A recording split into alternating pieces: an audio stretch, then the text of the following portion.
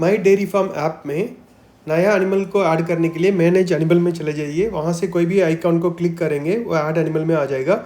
उसके बाद एनिमल का नाम या नंबर, उसका काऊ या buffalo, breed, date of birth, उसके बाद मेल फीमेल, मिल्किंग स्टेटस में ड्राई मिल्किंग डाल सकते हैं। जब मिल्किंग डाल देते हैं ऑटोमेटिकली काविंग डेट भी मांगेगा, तो वो फिलअप कर सकते हैं, नहीं तो छोड़ सकते हैं। उसके बाद सेव कर दीजिए। उसके बाद वो टोटल एनिमल्स में ये नंबर ऐड हो जाएगा।